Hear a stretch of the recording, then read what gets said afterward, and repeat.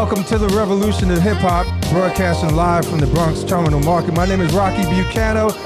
I'm the Executive Director of the Universal Hip Hop Museum, and we're here with the one and only Ndaba Mandela. Ndaba, what's happening, my brother? I'm good, brother. How you doing? I'm doing great.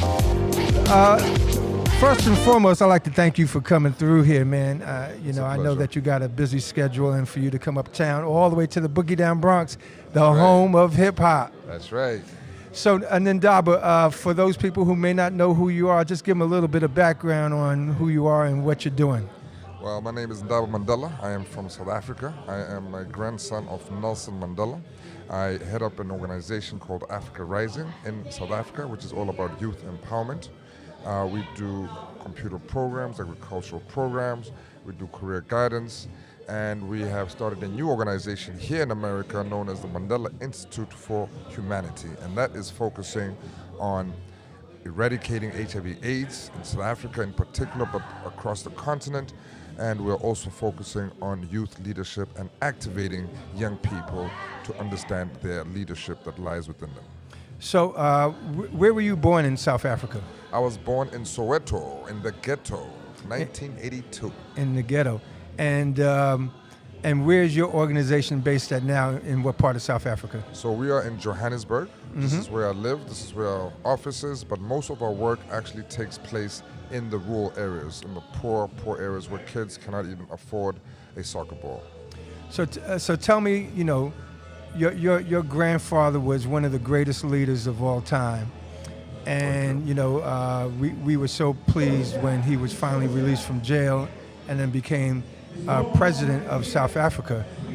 But tell me about that trials and tribulations between the time that he was in jail to where he became president, and how did that impact you, seeing the transition? Your grandfather was still the leader of the ANC even while he was in Robben Island, but how did that impact you? And then after he became president, how did that change the lives for people in South Africa? Well, obviously I didn't see the whole transition because I was only born in 82. However, the first time we met him was actually when he was still in jail. He was actually removed from Robben Island and they put him in a house in isolation by himself because they were trying to break him down mentally to say, Nelson Mandela, we can make sure that the rest of your life is in luxury, spend the rest of your days with your family. I went there for the first time to visit him, and I thought it was a normal jail, but it was a house more beautiful than the house I lived in. Wow. There was a swimming pool. I never had a swimming pool. Wow. We even watched the Never Ending Story. There was a VCR. I never had those things. I met a chef. I understood what a chef was for the very first time, and of course we met the man, and that was the first time as a 7-year-old thinking to myself, when I grow up, not a doctor, not a sports, athletic, no, I want to go to jail. Oh, wow. So he became president, and then, big celebrations, a lot of change in South Africa. What was the greatest impact that you think your grandfather had on the people in South Africa and just people in general around the world, because he was really beloved by everybody? Yeah, I think one thing that struck people about Nelson Mandela is that, first of all, he came out of jail after all those years without a bit of anger, but had a vision to unite the country. He had a vision to forgive his enemies and disempower his enemies just by forgiving them and letting them know that, they are the same as him. They are not better than him. And I think one thing, when he went around the world, his humility, he's down to earth, and how he was able to treat everybody the same. I grew up in a house where, one weekend Mike Tyson would come, then the next week it's Michael Jackson, then it's Bill Clinton in the house, then you have Fidel Castro in the house, know. So, and I saw how my grandfather treated these people. He treated them the same as Mama Oli, who cooked for us. Right. As Albert, who cleaned the garden. Right. As Bon Mike was the driver. Right, no different. And I realized that Nelson Mandela has a deep understanding of humanity. And he understands that regardless of your gender, or your age, or your history, we all have the potential to achieve greatness. So true. So let's get into a little bit of your background. Ndaba, when did you first hear hip hop, and how did that impact you when you first heard it? You know, I first heard hip hop from my older brother. Um, you know, he had actually gone to London and came back with a whole bunch of tapes. And, you know, he was wearing jeans with graffiti on it. And I thought that was just the coolest thing. I mean, also, he's my older brother, so Right. automatically he was like my role model. Right.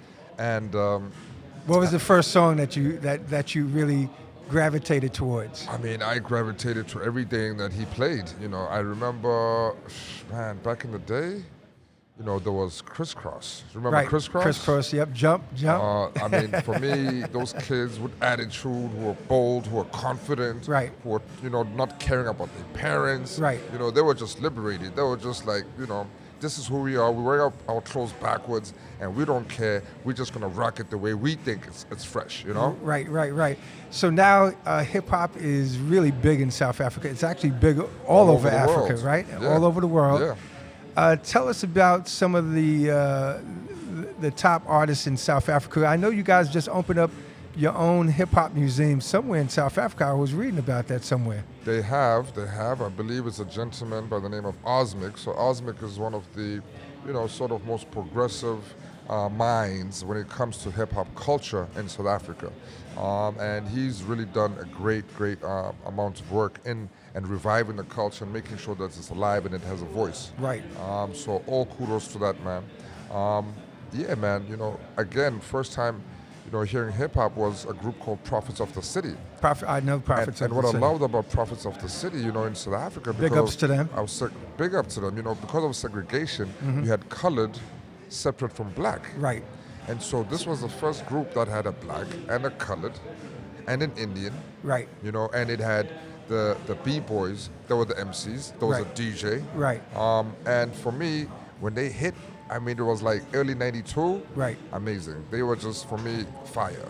And that really ignited a whole generation of MCs, you know, Right. in South Africa. So kudos to all those guys who had the brave enough and have the balls enough to express themselves and talk about the real issues that were affecting people in the city. So now you have a book out. What's the name of your book? The name of the book is Going to the Mountain, Life Lessons from My Grandfather. And obviously you learned a lot from your grandfather. What is the most important thing that you would like to tell people about one of the lessons that you learned from your grandfather? You know, I learned many things about my grandfather and from him. You know, the one day I was sitting with him having dinner, and he said, "Ndaba, you are my grandson. Therefore, people will look at you like a leader. Therefore, you need to get the best marks in class." And I was like, whoa, Granddad, oh my goodness, the pressure, the pressure. You know, and obviously I just wanted to be a normal kid. I just wanted to fit in and not be the topic of discussion. But of course, you know, so I became a rebel because I wanted to run away from being a leader. Right. But later in life, of course, I realized that I'm in a particular privileged position. And as a person who has privilege and access to resources, it is our responsibility, it is our duty, it is our obligation to make sure we do something good for others. It's not just about self, because you must remember, leader is not about being the best. Leader is not about being number one. Leader is about serving your community. Absolutely. So if you have never made a difference or someone else's life better, you have no right to call yourself a leader. Yep. So you've been watching this journey of the Universal Hip Hop Museum for a little while. I met you several years ago. Yes. Our first time that we met, we brought you to the Old Bronx County Courthouse, which we're no longer looking at. We're building a new 50,000 square foot museum right across the street from where you are right now. Amazing. So you're here at the Revolution of Hip Hop. What do you think of I it? think this is a great space. Anybody who's interested in learning about hip hop, its origins, where it's coming from, you know, needs to come and visit this space. And it's really a great way to understand what hip hop is all about. It's not about shaking booties and popping bottles, ladies and gentlemen. Hip hop is got a whole 5 elements that you need to understand how they come together and how that forms a great message of peace, unity, and love.